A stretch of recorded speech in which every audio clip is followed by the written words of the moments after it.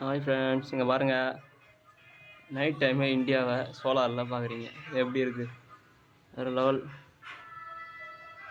ஆனால் இதுலேயே கொஞ்சம் ஆபத்தான விஷயம் இருக்குது. ஒரு விஷயம் காட்டுங்க. ரேடாரில் பார்த்தா அந்தளவுக்கு இல்லை.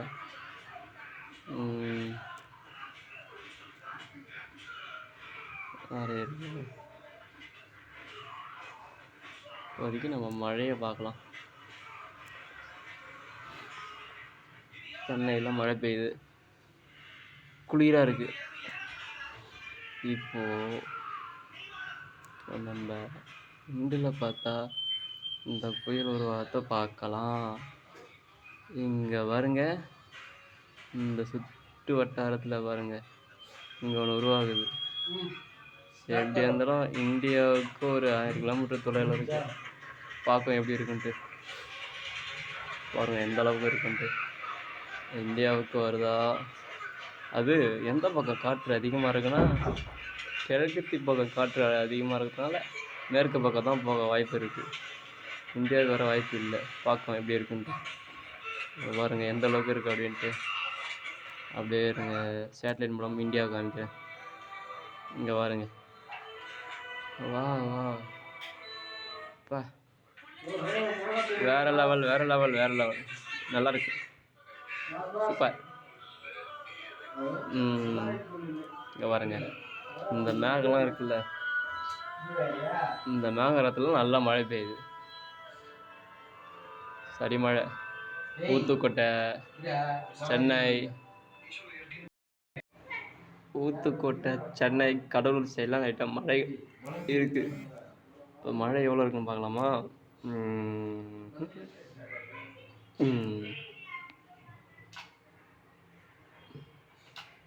மழையாங்க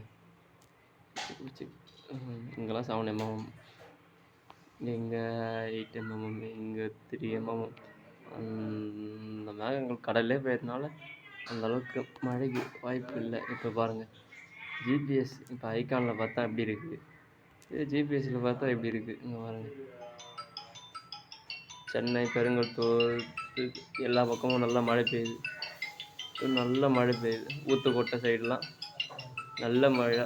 ஊத்துக்கோட்டை, திருவள்ளூர், ஆவடி, பொன்னமலை அந்த பக்கம்லாம் நல்ல மழை பெய்யுது.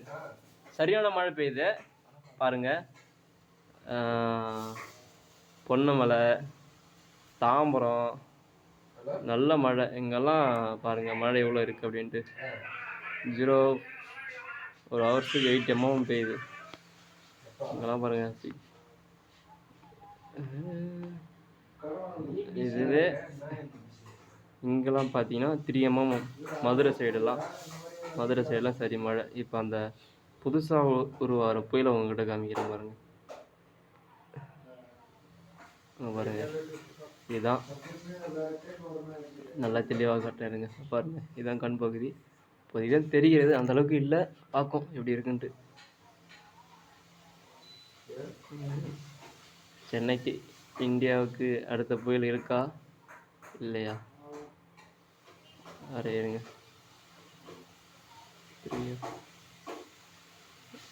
20 mm.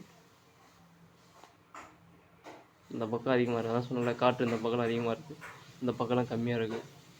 இந்த பக்கம் மேக்ஸிமம் 20 கிலோமீட்டராக மேக்ஸிமம் பாருங்கள், 20 மெகா பிக்சல் வேகத்தில் அடிக்குது. இது பாருங்கள், இது இந்த பக்கம், இந்த பக்கம் இதில் பார்த்தாலே உங்களுக்கு தெரியும். அந்த அம்புக்குறிலாம் இருக்குல்ல, எந்தெந்த பக்கம் காற்று சுற்றுது அப்படின்ட்டு அதிகமாக தெரியுதா? அங்கே பாருங்கள், சுற்றி அப்போ இங்கே ஒரு காற்றழுத்த மழை உருவாகுது.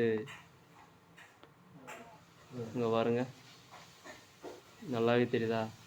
ஸ்லோவாக கூட வைக்கிறாங்க பாருங்கள், பார்க்கும் அப்புறம் எப்படி இருக்குன்ட்டு. எப்படி இருந்தாலும் நாளைக்கு இல்லை நாளைக்கு தெரியும் புயல் உருவாகுதா இல்லையா அப்படின்ட்டு. இது கன்ஃபார்ம் நம்மளுக்கு வர்றதுக்கு வாய்ப்புகள் குறைவு தான். இது எப்படியா இருந்தாலும் இந்த பக்கம் பார்த்த வாய்ப்புகள் இருக்குது. இந்த பாருங்கள், இதெல்லாம் அந்தளவுக்கு இது எவ்வளோ பாருங்கள், இது 43 வரைய நீங்கள் இதில் பார்த்தா இந்த இது ஒரு புயல் தான். அடுத்ததுக்கு தயாராக வேண்டியதுதான். இதில் பார்த்தாலே தெரிய பாருங்க, இந்த அம்புக்குறி எந்த பக்கம் போதோ இதெல்லாம் ஒரு புயல் தான். இப்போ இந்த புயலானது நம்மளுக்கு